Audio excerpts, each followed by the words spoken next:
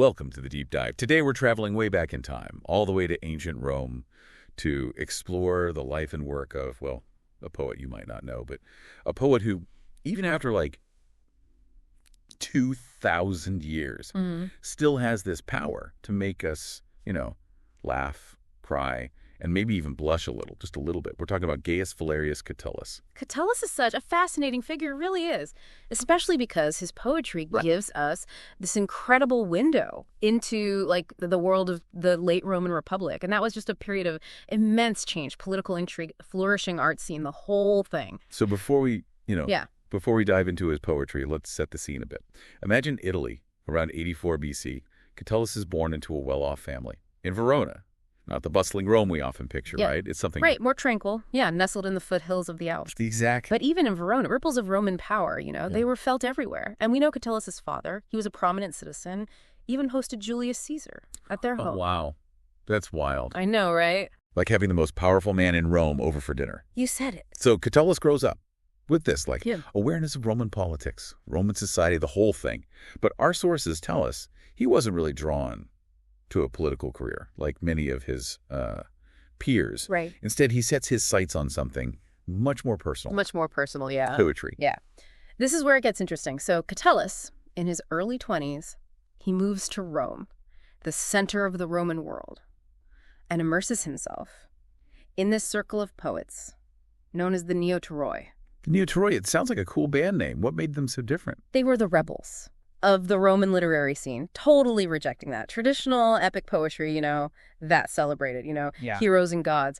Instead, they focused on shorter, more personal works, exploring themes of love, friendship, loss, everyday life. Think of them as like the indie artists of their day, breaking the mold, forging their own path. I love that. Indie poets in ancient Rome. Yeah. So while the Roman Senate was busy debating, politics and conquest, Catullus and his crew are writing about matters of the heart. Exactly. And their poetry reflects a different set of values, a focus on otium, this idea of like leisure and personal pursuits, rather than that traditional Roman emphasis on negotium, which was all about duty, public service, political ambition, all that. So it's almost like Catullus is saying, forget the political dramas. I'm here for the good life, the beauty, the emotional roller coaster of human connection. You could say that, and that's a theme we see woven throughout his work. Now, speaking of emotional roller coasters, we can't talk about Catullus without talking about his muse, the woman who inspired some of his most passionate, heart-wrenching poetry,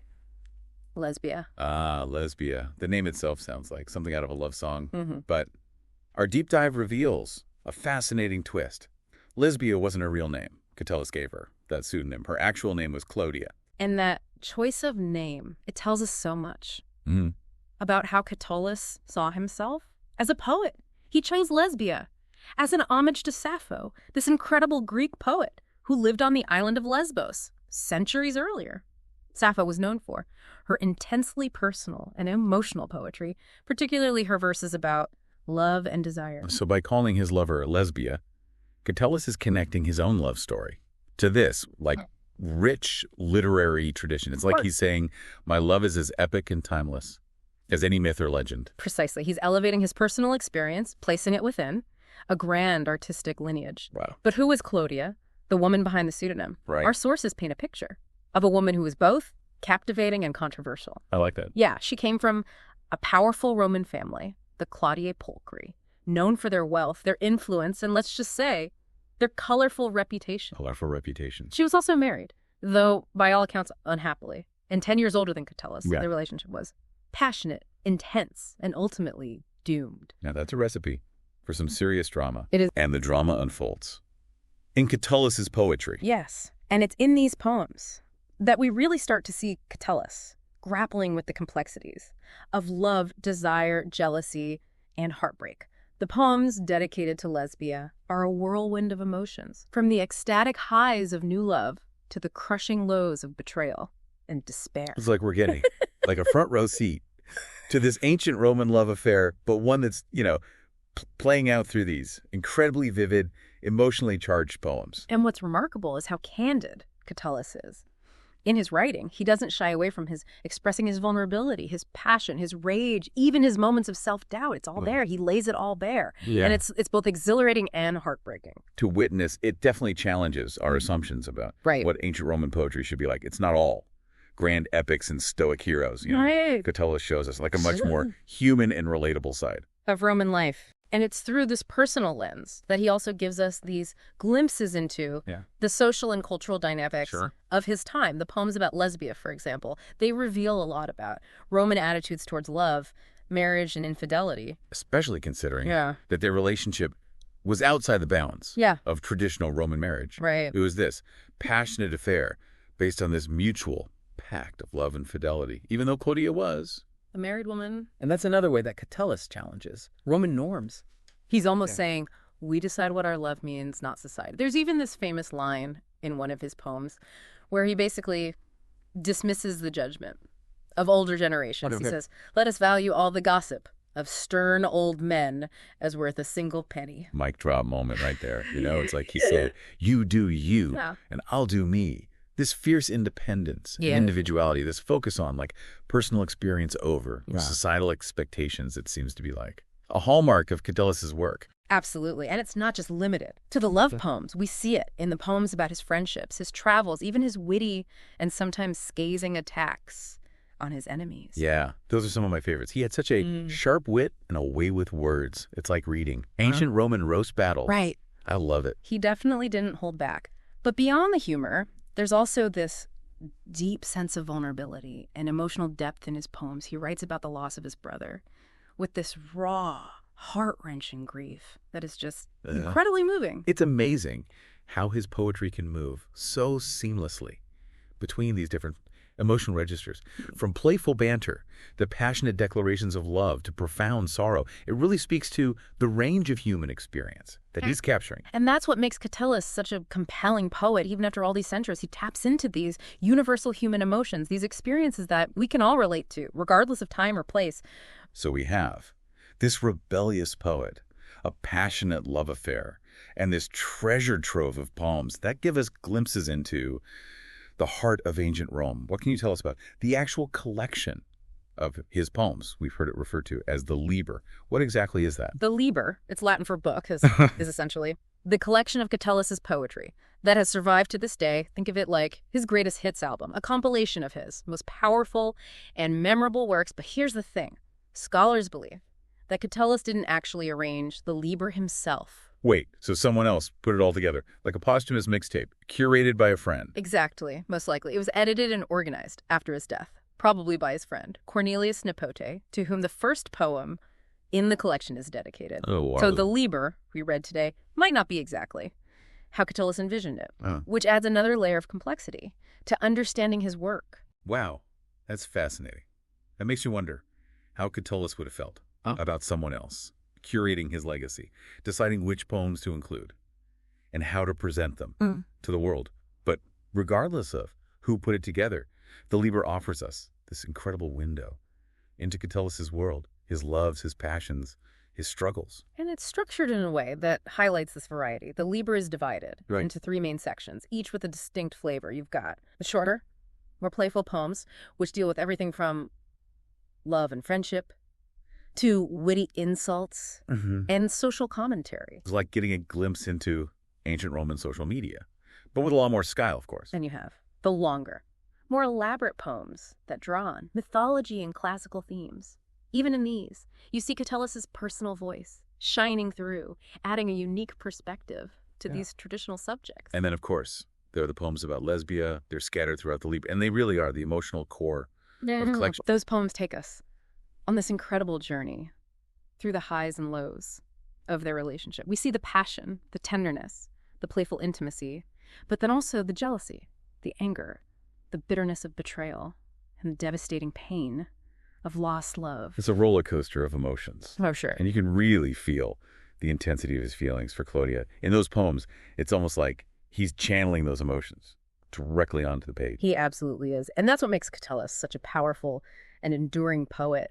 He's not afraid to be vulnerable, to express the full spectrum of human experience. He doesn't shy away from the messy, complicated, and often painful realities Of love and life. And in doing so, he creates this connection with readers across time and space. We may not live in ancient Rome, but we can still relate to the emotions, the desires, the heartbreaks that he expresses in his poetry. It's like he's giving us permission to be fully human, to embrace all our emotions and to find beauty and meaning in the most unexpected places. And that's a powerful message, especially in a society like ancient Rome that often valued stoicism and restraint. Catullus, through his poetry, reminds us that it's okay to feel deeply, to love passionately, to grieve openly. He's definitely not afraid to wear his heart on his sleeve. And speaking of hearts on sleeves, I can't help but wonder what Clodia thought of all this. Did she ever read these intensely personal poems dedicated to her? What was her reaction? That's a question that has tantalized scholars. For centuries, we can only imagine what went through Clodia's mind as she read these verses that laid bare Catullus's love, longing, jealousy, even his anger towards her. It must have been quite something to be the muse for such passionate and often revealing poetry. Did she feel flattered, scandalized, or perhaps a mix of both? We'll likely never know for sure, but we do know that Clodia was a woman of intelligence, wit, and social influence. She was known for her beauty, her charm, and her independent spirit in some ways. She embodies the spirit of otium that Catullus championed. That's a great point. Both Catullus and Clodia, in their own ways, seem to have pushed against societal expectations and embraced a life that prioritized personal fulfillment and emotional authenticity. Exactly, and it's in that intersection of their lives, in that tumultuous and passionate affair, that some of the most enduring poetry of the ancient world was born. It's amazing how these fragments of their lives, preserved through Catullus's verses, continue to resonate with us. Today, we may be separated by thousands of years, but we can still feel the intensity of their emotions, the complexities of their relationship, and the timeless themes of love, loss, and the search for meaning. And that's a testament to the power of poetry. Catullus, through his artistry and his willingness to be vulnerable, has given us a gift that transcends time and culture. He allows us to connect with the human heart in its rawest and most authentic form. So as we wrap up this deep dive into the world of Catullus, I'm left with a sense of wonder and a renewed appreciation for the beauty and power of words. I think that's the best takeaway we could hope for.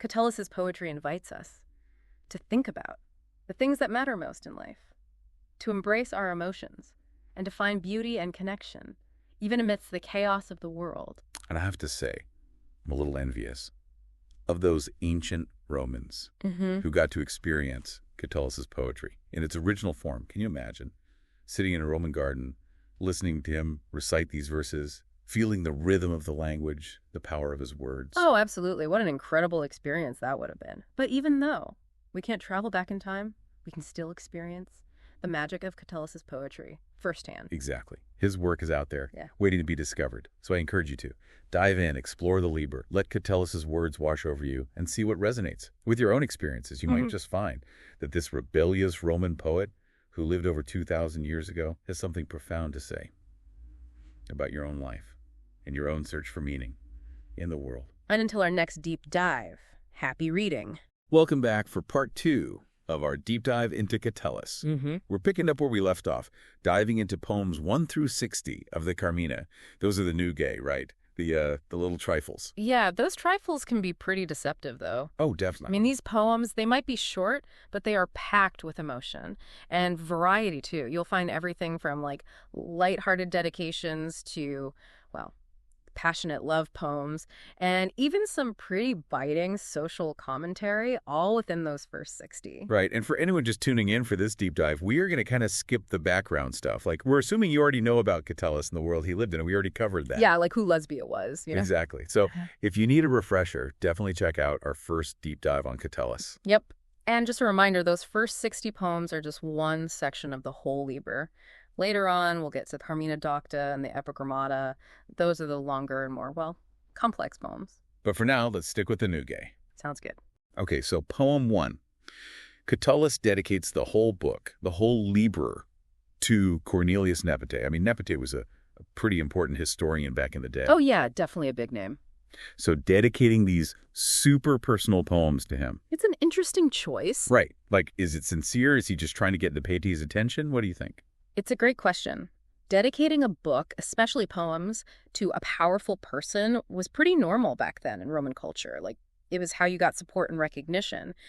But what Catullus does here is, well, different. He calls his work, let me get this right, Lepidum Nuum Libellum. A charming little book. Yeah, exactly. Almost like he's downplaying it. Which is kind of funny. Right. Like he's talking to this historian famous for big stories, epic stuff. And here's my charming little book. Like he's winking at us? I think so. It's like, yeah, he's following the tradition, but he's also kind of making fun of it. It's playful. It's ironic.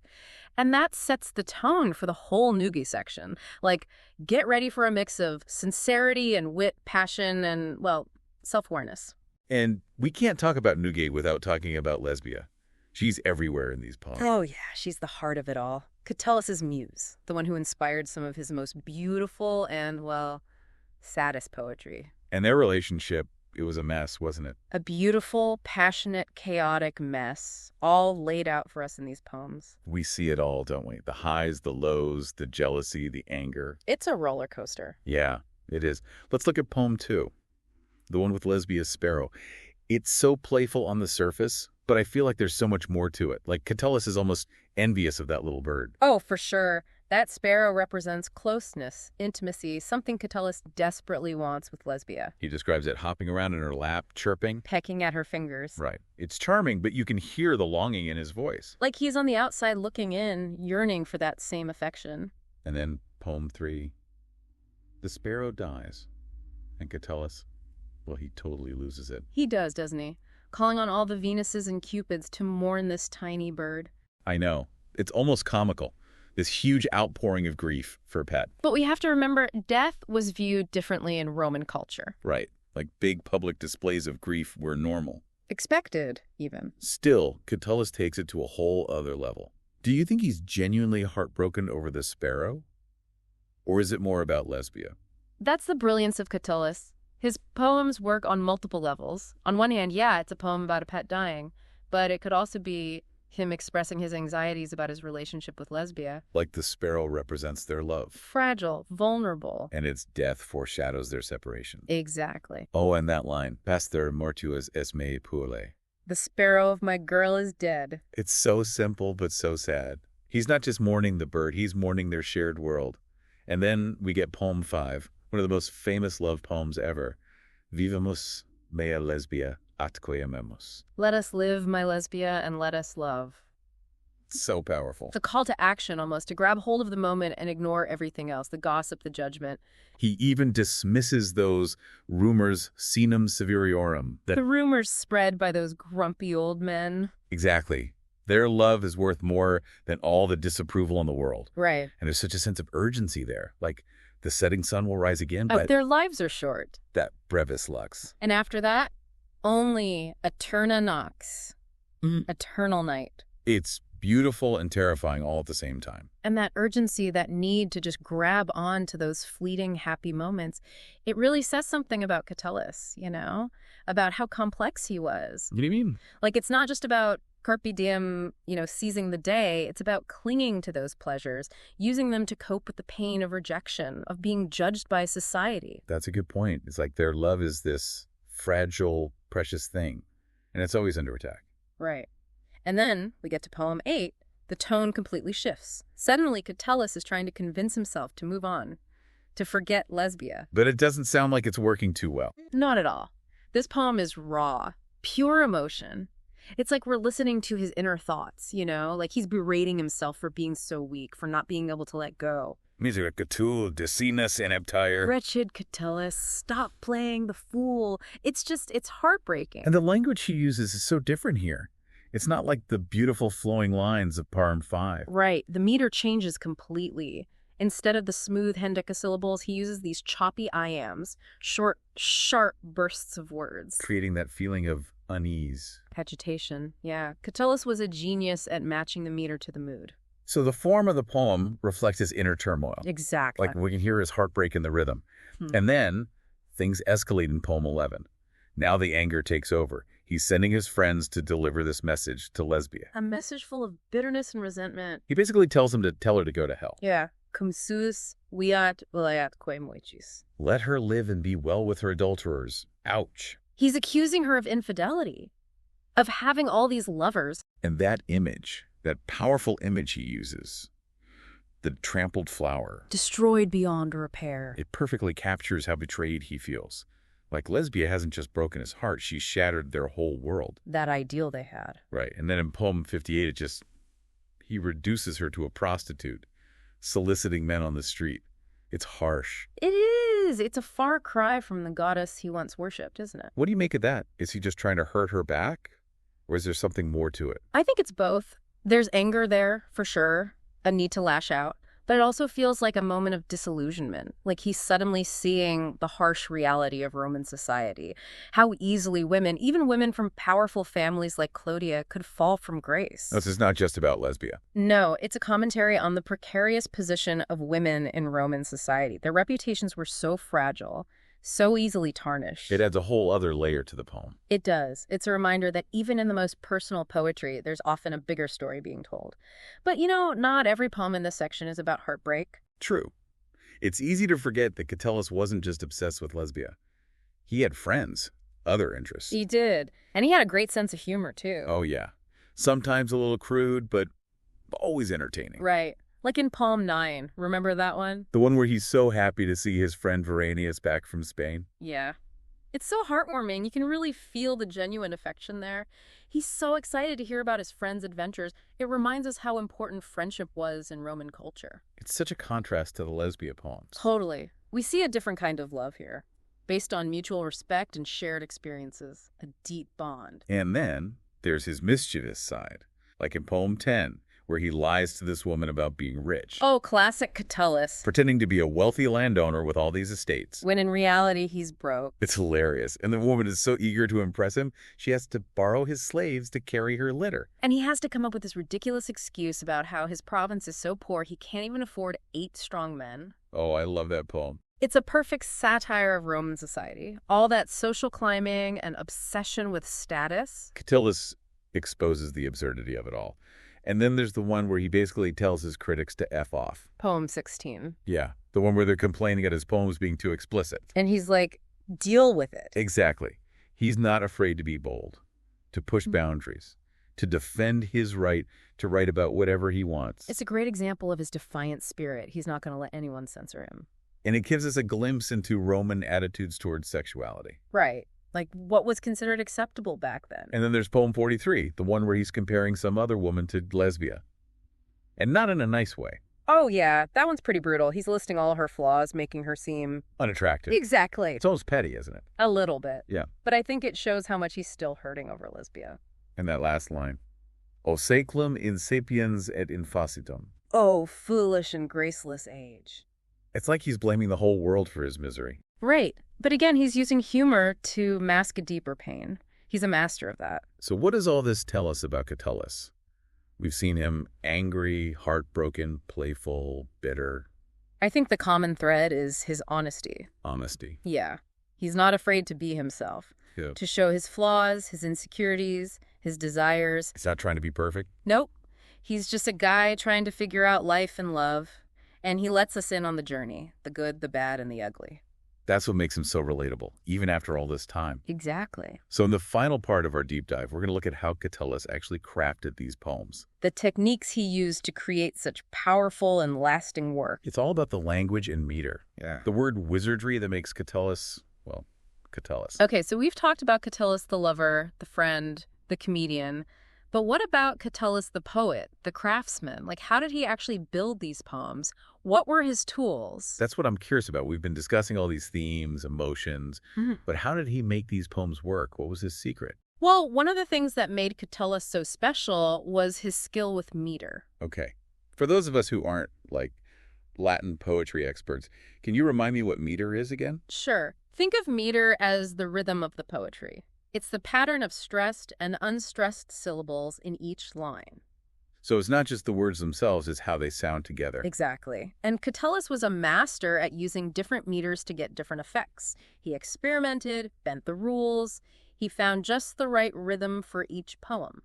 Can you give me some examples from these first 60 poems? Yeah, definitely. One of his favorites was the hendecasyllabic meter. That's 11 syllables per line. Okay. And it creates this light, bouncy feel. Perfect for those playful poems, like the ones about Lesbia's sparrow or the ones to his friends. So that's why those poems feel so energetic, like they're moving fast. Right, it's like a dance. Yeah. With the syllables hitting each beat. I like that. But then if he wanted to create a more serious mood, a contemplative one, he would switch to a different meter. Oh, so like the elegiac couplet. Yeah. He uses that in poem 8, the one where he's wrestling with his feelings for Lesbia, remember? Yeah. That one's much slower, more thoughtful. Different meters for different moods. Exactly. Like choosing the right instrument for a song. I can see that. And it's not just the meter, right? He also played around with language. Oh, yeah, definitely.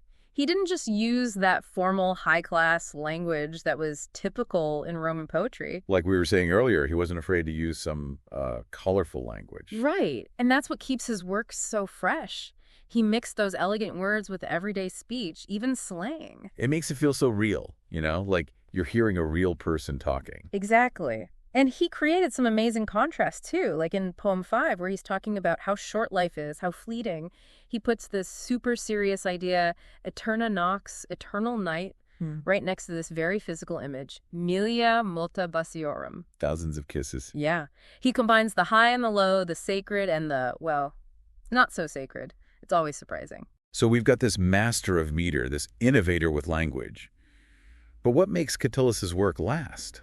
Why are we still reading these poems written thousands of years ago? It's his honesty, I think. His willingness to just put his heart out there, even the messy parts. You mean like his vulnerability? Yeah. He doesn't hide from those difficult emotions. He owns them. And we connect with that, right? Yeah. Because we've all felt that. The jealousy, the rejection, the joy of falling in love. He makes us feel like we're not alone. Right. He shows us it's okay to feel those things. It's part of being human. And it's not all sad either. He celebrates friendship, beauty, the simple things. He finds joy in everyday life and invites us to do the same. Absolutely.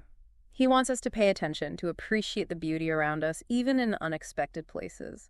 His poems are about life in all its ups and downs. They remind us of the power of human connection, of experience. So why should we care about some long-dead Roman guy writing about love and sparrows and whatever? Because Catullus gives us this glimpse into the human heart, and it's just as true today as it was back then. We're all connected by the same emotions, the same longings. He reminds us to live passionately, authentically. Exactly. Catullus's legacy is about more than just beautiful poetry. It's about the courage to be ourselves, to tell our stories, even when they're hard. So that's it for our deep dive into the first section of Catullus's Carmina. But I hope this has made you curious, made you want to explore more of his work. Discover your own favorites, because, in the words of Catullus himself, vivimus mea lesbia atque amemus. Let us live and let us love, not just romantic love, but a love for life, for beauty, for everything that makes us feel alive. Thanks for joining us, and we'll see you next time on The Deep Dive. Welcome back for our third deep dive into the poetry of Catullus. We've already gone through the first 60 poems, and those are really intimate. Those Nugae give us a glimpse into Catullus's life and loves, and of course his very tumultuous relationship with Lesbia. Constantly. But the Liber doesn't stop there. Right. We're venturing into Carmina 61:16. Yes. And the landscape kind of shifts dramatically. It does. It's almost as if Catullus heard us talking about him and saying like, oh, you think I'm just about love? And heartbreak? Let me show you what else I can do. Exactly. It's like he's saying, hold my papyrus. I'm about to unleash some serious firepower. We're moving from those really emotionally charged Nugae into the Carmina Docta, the learned poems, 61 through 68. Now, we know Catullus was part of the Neoterics, those new poets who were always pushing boundaries, always experimenting with form. So how does that play out in this section? Well, right away you see a shift in style. The Carmina Docta are longer and more elaborate. They reflect those Hellenistic influences that the Neoterics just embraced. You can almost think of it as Catullus channeling his inner Sappho and Callimachus. Okay, so we're talking more complex structure, more literary allusions. But what about the content? Where does Catullus take us in these poems? Well, he kicks things off with a double dose of epithalamia, Carmina 61 and 62. And these wedding songs are just so vibrant and full of life. You can almost hear the music and laughter of a Roman wedding celebration. In Carmina 61, he even calls upon Hymen, the god of marriage, to bless the union. It's interesting, though, that he follows those joyful celebrations with Carmina 63. Yeah. This is the intense and kind of disturbing tale of Attis. Yeah. It feels like such a jarring shift from wedding bells to self-mutilation and religious frenzy. It is a sharp turn. And I mean, scholars have debated the meaning behind this placement for centuries, really. Some see it as a reflection of Catullus's own emotional turmoil, that very volatile, almost self-destructive passion that we see in his poems about Lesbia. So are we saying that Catullus is subtly suggesting a link between the ecstasy of love and the frenzy of religious devotion, even if it leads to pain? It's a provocative interpretation, that's for sure. It makes you wonder if Catullus is intentionally playing with our expectations, challenging us to see the connection between these seemingly different themes. Now, if we move on to Carmina 64, we encounter something completely different, a mini-epic, centered on the wedding of Peleus and Thetis. Now, they're the parents of Achilles. Right, but even in this grand mythological setting, Catullus just can't resist. Weaving in a touch of heartbreak, he kind of interweaves the main story with the tragic tale of Ariadne's abandonment by Theseus. He does this through that incredible tapestry scene, right? Yeah. It's like we're right there with Ariadne, yeah. Feeling her anguish, watching Theseus's ship just sail away.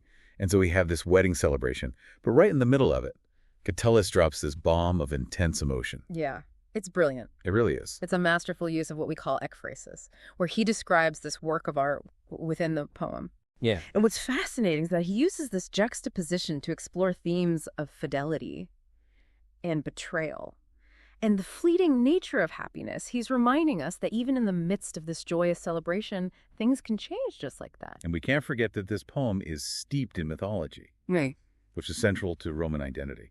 So is Catullus trying to say something about Roman values or ideals through this tale of gods and heroes? It's certainly possible. I mean, after all, Peleus and Thetis' wedding wasn't just some love story. It had implications for the fate of Troy, the Trojan War, and ultimately Roman history itself. By choosing this particular myth, Catullus is tapping into a much larger cultural narrative. So before we jump into the remaining Carmina Docta, I'm curious, what strikes you as particularly learned about Carmina 64? I mean, we know he's referencing Greek myths, he's using techniques like ekphrasis, but is there something more we should be paying attention to? Well, one thing that really stands out is Catullus's use of dactylic hexameter, the traditional meter of epic poetry. He's not just referencing the epic form, he's actually using its tools. But at the same time, he makes it his own. He infuses it with his signature wit and emotional intensity. So he's showing off his mastery of the poetic form while simultaneously subverting expectations? It's like he's saying, look, I know the rules and I can break them beautifully. Exactly. He's walking this tightrope between tradition and innovation, and it's part of what makes him such a captivating poet. Now we've got Carmina 65 through 68 to round out the Carmina Docta. What treasures are hidden in these poems? Well, in Carmina 65, Catullus takes a break from that mythological grandeur to address his friend, the orator Hortensius. It feels very personal, almost like we're just eavesdropping on a private conversation. Right. Catullus is actually apologizing for not sending Hortensius a longer poem, a more elaborate poem, because he's still grieving the loss of his brother. Wow. It's a reminder that even amidst all that wit and wordplay, there's a deep well of emotion running through Catullus's poetry. And it makes you wonder, does that grief, that sense of loss, color his other poems? Even the ones that seem lighthearted or satirical on the surface? That's a great question. Is it always lurking there beneath the surface? It's definitely something to think about. Yeah.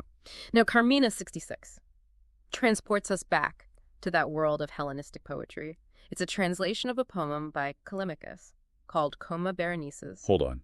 Is he straight up translating another poet's work? Why? Well, it was actually a common practice among Roman poets. They saw it as a way to kind of pay homage to their Greek predecessors, but also a challenge, a chance to show off their own skill by recreating that beauty and complexity in Latin. So it's like a poetic remix. Yes. Taking an existing work and putting their own spin on it. Exactly. Pretty cool. But what's the story behind this lock of hair? Oh, it's quite romantic, actually. Yeah. Queen Berenice made a vow to sacrifice a lock of her hair to the gods if her husband, Ptolemy, returned safely from war. Okay. And when he did, she fulfilled her vow. Good for her. But the lock disappeared, mysteriously. Ooh, intrigue.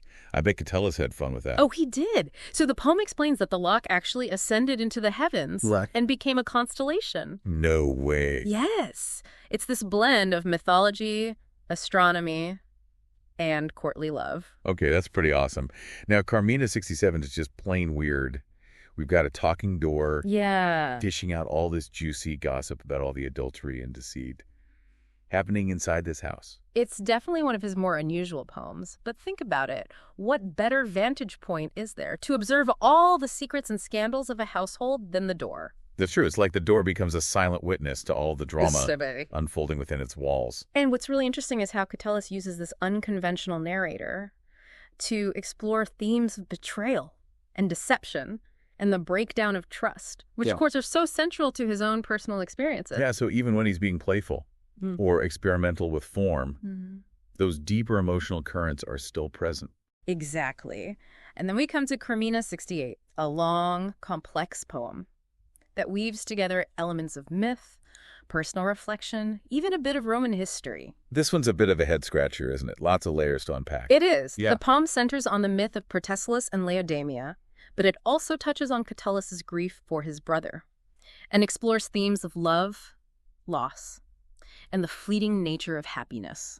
It sounds like we're back in familiar territory, at least thematically. Yeah. Even when he's drawing on Greek mythology, Catullus seems to be working through his own personal struggles. That's one of the things that makes Catullus so compelling. He's constantly weaving together all these different threads, personal experience, Roman history, Greek myth, to create these incredibly rich and layered poems. And now, with the Carmina Docta behind us, Yes. we are heading into the final stretch of the Liber, the Epigrammata. Yes. What should we be prepared for as we enter this new terrain? We'll get ready for just a barrage of wit and sarcasm and some of Catullus's most cutting insults. The epigrams. Right. Short, Yes. sharp, and often brutal. Yes. It's like Catullus decided to trade in his lyre for a set of throwing knives. So we're talking about a shift in tone and in style. But what about the subject matter? What's on Catullus's mind in these epigrams? Well, Lesbia is still there. Very much so. But the dynamic has changed. I mean, the passionate declarations of love have given way to bitterness, disillusionment, even outright scorn. Yeah. It's like we're seeing the fallout from that very volcanic relationship. Yeah. The love is cooled, but the hurt and the anger are still smoldering. You get the sense that Catullus is trying to, exorcise these demons, to process the pain of betrayal and move on, but it's a struggle. And he doesn't hold back. No, he doesn't. In some of these epigrams, the venom just drips off the page. It does. Can you give us an example Sure. of how Catullus uses language Yeah. to attack his enemies, especially Lesbia? What makes it so effective? Well, take Carmina 76, where he describes his love for Lesbia as a disease, a poison that's consumed him. He uses words like tater and fetus, which are incredibly harsh, evoking disgust and defilement. Yeah, that's powerful imagery. It's not just anger. It's like this deep sense of violation, almost like he's been contaminated by this toxic relationship. Exactly. And in Carmina 58, he contrasts Lesbia's once exalted status with her current degradation, and he uses vulgar language to highlight her fall from grace. It's brutal, but it also reveals how deep his pain and disappointment go. It's interesting that you mentioned the vulgarity, because Catullus is known for pushing boundaries with language. Oh, yeah. Does that shock value serve a purpose in the epigrams? Or is it just Catullus being Catullus? Well, I think it's both. He was definitely not afraid to be provocative, to challenge social norms with his frankness. But I think that boldness also serves a rhetorical purpose. It grabs your attention, makes you uncomfortable. It makes you confront those raw emotions that he's expressing. It's like he's saying, I'm going to make you feel what I feel, even if it's unpleasant. Exactly. And don't forget, Catullus doesn't limit his attacks to Lesbia. He goes after a whole cast of characters, including some very powerful figures like Julius Caesar. Oh, yeah. Those poems are legendary. Catullus really went there. What was his beef with Caesar? Was it personal or something more political? That's a great question. It's hard to say for sure. It seems like a combination of factors, maybe some personal animosity.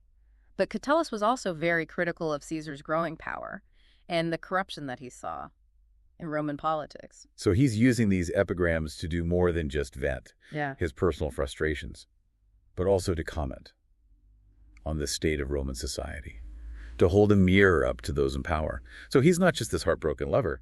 He's a social critic, a satirist, using his wit as a weapon. That's a great point, and it's just fascinating how he manages to do all this, while still kind of adhering to the traditional structure of the epigram. I mean, these poems are short, concise, they often have a punchline or a twist at the end, but there's so much depth. and complexity there. Yeah, it's like he's compressed all that passion and wit and social commentary into these perfectly formed little bombshells. Exactly. And it's that combination Right. of formal mastery and just raw emotional power that makes Catullus's epigrams so enduring. So we've covered a lot of ground today. We have. From the grandeur of the Carmina Docta to the sharp wit of the Epigrammata. What stands out to you as the most significant takeaway from exploring these later poems of Catullus? I think for me, it's just how Catullus demonstrates the versatility of his talent. He's not just a one-note poet. He can write these long, elaborate mythological pieces and then turn around and craft these perfectly concise, razor-sharp epigrams. He can be tender, playful, heartbroken, enraged, fiercely loyal, and viciously satirical. He really is a master of many voices, each one distinct and powerful.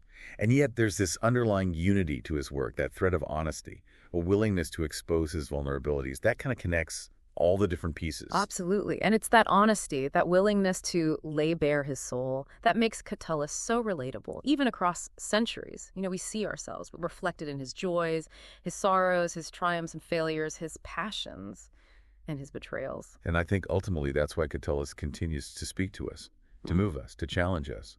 He reminds us that even the greatest poets are human, wrestling with the same, complexities of love, loss, and the search for meaning that we all grapple with. He gives us permission to embrace the full spectrum of human emotion, to find beauty in the light and in the darkness. And on that note, we're going to leave you with a final thought to ponder. We've seen how Catullus uses mythology to explore broader themes in the Carmina Docta. But how does that use of myth influence our understanding of his more personal poems, especially the ones about Lesbia? Does it elevate them, providing a framework for understanding his own experiences in a grander context? Or does it create a distance, a sense of artifice that makes those poems feel less immediate, less real? It's a question worth pondering, and it's just one of the many mysteries that Catullus leaves us to unravel. So keep reading, keep exploring, and keep diving deep into the rich and complex world of Catullus's poetry. You might be surprised by what you discover. Welcome back, everyone. It's our last deep dive into Catullus's Carmina for now. After looking at so many individual poems, I thought it'd be fun to step back and consider some of the larger questions these poems raise about Roman society, about love desire. Absolutely. I think even after reading so many of them, there's still more to learn from Catullus. Oh, yeah, for sure. So after spending all this time with his work, what do you think it ultimately tells us about love desire and power dynamics in Roman society? Well, I think one thing that's so fascinating about Catullus is how he's not afraid to just express his feelings. I mean, his relationship with Lesbia, as we've seen, was this roller coaster of passion, jealousy, and ultimately heartbreak. It's definitely not your average love story, and he doesn't hold back from sharing all the messy and complicated emotions that go along with that. No, not at all. And you can really see this. If you look at the arc of their relationship across his poems, take Carme 5, for instance, he starts off with this declaration, right? Let us live, my Lesbia, and let us love.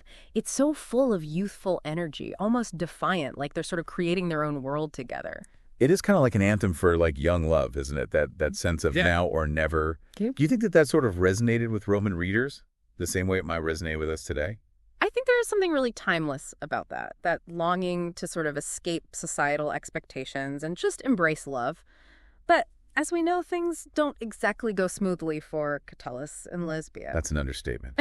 I always find it so interesting how the tone of his poems shifts as the relationship falls apart. It just becomes so much darker, almost bitter. Yeah, and the sense of betrayal really cuts deep. You can really see it in his language. Remember in Carme 58, where he talks about Lesbia wearing out the grandsons of great-hearted Remus in the streets. Such a stark contrast to how he idealizes her in earlier poems. Yeah, and that imagery is so brutal. It almost feels like he's trying to publicly shame Lesbia. Do you think there's an element of revenge in a poem like that? Or is it purely just about expressing his pain? It's probably a mix of both. I mean, he's clearly hurt and angry, but there's also this sense that he's trying to reclaim some power by sort of diminishing her in the eyes of others. Which is really interesting because their relationship already pushes the boundaries of what was considered acceptable in Roman society. Mm-hmm. We know Lesbia was a high-status woman married to a prominent politician. Exactly, and their affair was scandalous by Roman standards. And Catullus's willingness to write about it so openly was incredibly daring, and I think it makes you wonder, How much of his poetry was a deliberate act of rebellion against those societal norms? I'm really fascinated by the idea that Catullus was using his poetry to critique powerful figures like in Roman society. Can you tell me a little bit more about that? Yeah, so it wasn't just about love and societal expectations. Catullus also uses his poetry to take aim at the political elite, particularly Julius Caesar and his associate Mamurra. And his poems about them are definitely not subtle. Not at all. In Carmons 29, for example, he accuses them of corruption and greed, using some very colorful language, and he even goes so far as to suggest that Caesar is using his military victories to enrich himself and his cronies. Wow. That is a bold move. Was it dangerous for him to be so openly critical of powerful figures like Caesar? Absolutely. In those days, speaking out against those in power could have very serious consequences. It really highlights Catullus's courage and his conviction to use his poetry as a platform for dissent. And that makes me think about Carmel 16, where Catullus defends his right to write about explicit subjects, even if his own personal life maybe wasn't squeaky clean. Oh, yes. The one where he says, it's proper for the pious poet himself to be pure, but there's no need for his verses to be. It's fascinating because it really reveals this tension between art and morality in Roman society. It sounds like Catullus was really challenging the idea that a poet's work should reflect their own personal morality. Do you think his contemporaries were shocked by his views? Probably. I mean, Roman society placed a high value on virtue and decorum, and Catullus's willingness to separate art from morality was likely seen as quite radical. Yeah, it makes me think about how some of these debates about art and censorship still continue today. It's amazing how these themes from centuries ago can still feel so relevant. Absolutely. And I think as we move on, we shouldn't forget that Catullus wasn't just trying to be provocative. His poetry also reveals this deep longing for peace and tranquility. And that's something we can explore further as we continue our deep dive. Yeah, it's interesting, isn't it? You know, we often think of Catullus as this fiery, passionate poet, but there's also a whole other side to him that we see in poems like Carme 31, which is dedicated to his villa in Sirmio. That's one of my favorites. It feels so different from like the poems about Lesbia or his political attacks. It's almost like you're stepping into a totally different world. Exactly. It's this world of tranquility and escape. You can almost feel Catullus breathing a sigh of relief as he describes returning to Sirmio. He calls it the islet of all the islands and peninsulas, you know, this place where he can finally find some peace. I love that image. It really is like he's seeking refuge from all the chaos of his life, like both personal and political. And it's not just about the physical place, is it? It's really about the feeling that Sirmio evokes in him, this sense of belonging, of coming home, to a place where he can truly be himself. I think a lot of us can relate to that need to find a place, whether it's like a physical location or a state of mind, where we can kind of escape the pressures of the world and just be. Absolutely. It's a very universal human longing. And what's so interesting is how Catullus uses nature to express this longing. The way he describes the lake, the trees, the very air he breathes, it all creates this atmosphere of peace and serenity. It's almost like nature itself becomes a source of healing for him.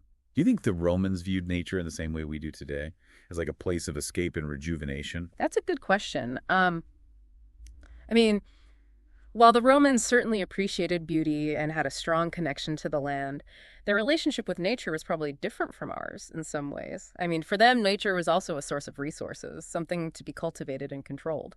That makes sense. It was a much more agrarian society back then, wasn't it? Yeah, and their mythology often depicted nature as both beautiful and dangerous, full of gods and spirits who could be benevolent or wrathful. So maybe Catullus's portrayal of Sirmio as this kind of idyllic retreat was a bit idealized even for his time. Perhaps. But I think there's still this genuine longing for peace and connection with nature that really shines through in these poems. And it's a longing that still resonates with us today as we face our own anxieties and challenges. It kind of reminds me of something we talked about earlier, the idea that Catullus's work can feel both timeless and incredibly relevant to our modern lives. Absolutely. And I think his ability to capture these universal human experiences is part of what makes him such an enduring poet.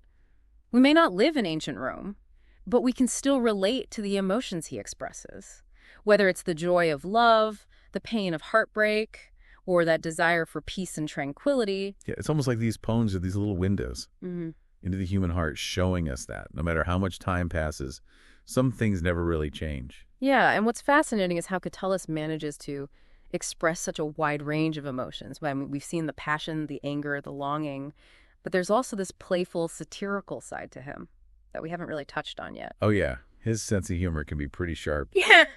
Especially when he's poking fun at his rivals or those in power. Yeah, he definitely didn't shy away from using wit as a weapon. Yeah. Makes you wonder if that was his way of coping with some of the darker aspects of his life, like a way to kind of deflect pain or frustration through humor. Yeah, I think there's something to that. Sometimes laughter can be the best medicine, especially when you're dealing with really difficult situations. Sure. Right, and Catullus' humor often has this mischievous quality to it, as if he's kind of enjoying getting away with something. Like, remember that poem where he compares Caesar to a perfumed dandy? Oh, yeah. It's hilarious. It's almost like he's daring Caesar to take offense. Exactly. There's a boldness to it that's both amusing and thought-provoking. It shows that even in a society as hierarchical as ancient Rome, humor could be a powerful tool for undermining authority. I think that's a great point. It really speaks to like the enduring power of satire, how it can kind of challenge the status quo and make us question our assumptions, even if it's done through laughter. Well, as we wrap up our deep dive into Catullus's Carmina, I'm really struck by just how much his work has to say about the human experience, even after all these centuries. Yeah, absolutely. It's true. I mean, we've explored his passionate love for Lesbia, his really scathing critiques of power, and his longing for peace and tranquility. What stands out to you the most? I think what fascinates me is how Catullus really challenges our preconceived notions of what it meant to be a Roman in the 1st century BC. You know, he breaks the mold of this, like, stoic, duty-bound citizen we often imagine. I see what you mean. He's so emotionally open and expressive. He embraces pleasure and beauty. And he's definitely not afraid to challenge authority. Exactly. And his portrayal of love is so raw and honest. He doesn't shy away from the messy parts, the jealousy, the heartbreak, even like the darker aspects of desire. Yeah, he really gives us a glimpse into the full spectrum of human emotion. You know, we see the ecstatic highs of new love in poems like Carmi 5, and then the crushing lows of betrayal and disillusionment in poems like Carmi 8. And it's not just about romantic love either. Like his poems about friendship, like the one dedicated to his friend Calvus, are equally moving. They really reveal a deep capacity for loyalty and affection. Right, it's a reminder that the Romans valued these bonds just as much as we do today, and these relationships were a source of support and comfort in a world that could be quite harsh and unpredictable. And speaking of harsh and unpredictable, we can't forget about Catullus's political poems either. He was incredibly bold in his criticism of figures like Caesar and Mamurra. Yeah, it took real courage to speak out against those in power, especially during a time of such political upheaval. And his poems really expose the corruption and hypocrisy that he saw in Roman society. And in a way, those themes still resonate with us today, don't they? We still grapple with issues of power corruption and the struggle for justice. Absolutely. I think Catullus's work reminds us that these are timeless human concerns. And his willingness to use his voice to speak truth to power is something we can all admire and learn from. I think that's a great point to end on. Catullus's poetry, while rooted in a specific time and place, speaks to these universal truths about love, lost power, and the human condition. His work continues to challenge and inspire us, centuries after it was written. It's been a pleasure diving deep into Catullus's world with you. His poems offer so much to contemplate, and I'm sure we'll continue to discover new insights every time we revisit them. I agree. Thank you, everyone, for joining us on this journey through the world of Catullus. We hope you've enjoyed these deep dives and gained a new appreciation for his poetry. And be sure to let us know what resonated with you the most. We'd love to hear your thoughts. And if you're eager for our next series, tell us in the comments which book we should tackle next. Until then, keep exploring, keep questioning, and keep diving deep.